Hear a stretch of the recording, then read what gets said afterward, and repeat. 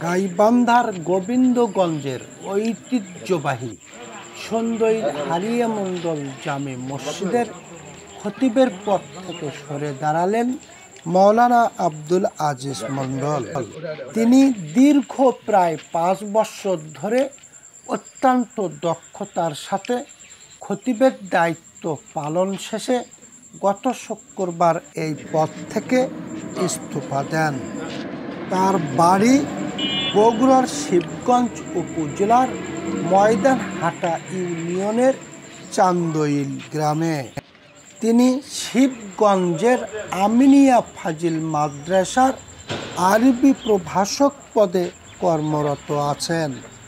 ইস্তফা দেওয়া এই খতিবকে বিদায় জানাচ্ছেন মসজিদ কমিটির নেতৃবৃন্দ সহ স্থানীয় সুদীজন। আমি মাওলানা মোহাম্মদ আব্দুল আজিজ। আমার দেশের বাসা বগুড়া জেলার শিবগঞ্জ থানার দাড়িদহ পার্শ্ববর্তী এলাকায়। এই সন্দ্বীল হারিয়া মণ্ডল মসজিদের আমি খতিবের দায়িত্ব পালন করছি সুদীর্ঘ প্রায় 5 বছর যাবৎ।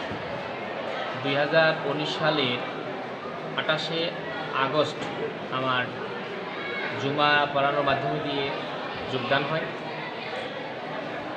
সেই পর্যন্ত আমি এই মসজিদের দায়িত্ব খতিব হিসাবে দায়িত্ব পালন করে আসছি এবং ঈদগাহের পরবর্তীতে ঈদগাহের মাঠেও দায়িত্ব পালন করে আসছি। আমি একটা দাড়িদহ আমিনিয়া ফাজিল ডিগ্রি মাদ্রাসা বা অ্যারাবিক লেকচারার, সেখানে আমি 2015 সাল থেকে আছি। আমার মাদ্রাসার প্রিন্সিপাল সহ সভাপতি সহ আমাকে রিকোয়েস্ট করলো যে আমার এলাকায় একটু আসুন। দীর্ঘদিন ধরে যেহেতু এখানে ছিলাম, আসলে লং জার্নিও আমার জন্য শরীরের জন্য মানুষই নয়, ওনাদের রিকোয়েস্ট এবং আমি মনে করলাম এলাকায় দিলে আরও ভালো হয়। বিধায় যদিও মসজিদ বড়, আমার এলাকায় যেতে হচ্ছে, সেই এলাকায় আমি মসজিদে যাবো। এই কারণে আসলে মসজিদে আজকে আমি ইস্তফা দিয়ে বিদায় নিলাম সকলের কাছে। আমাদের ঐতিহ্যবাহী সন্দ্বীল হারিয়া মণ্ডল জামে মসজিদের ঈদগাহ মাঠের মৌলভী মোহাম্মদ আব্দুল আজিজ, উনি অত্যন্ত একজন দক্ষ এবং ভালো আলেম ছিলেন।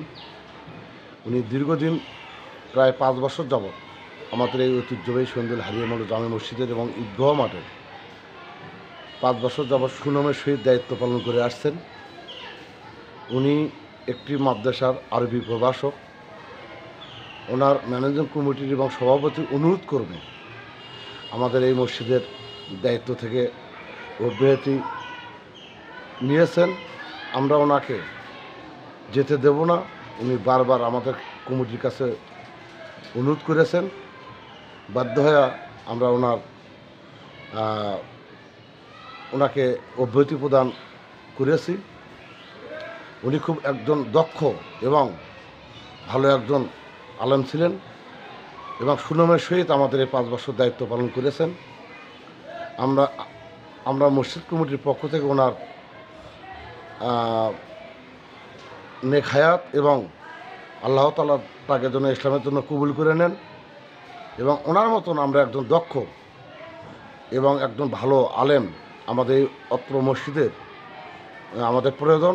আমরা সেই রকম একজন আলেম খুঁজতেছি ইনশাআল্লাহ।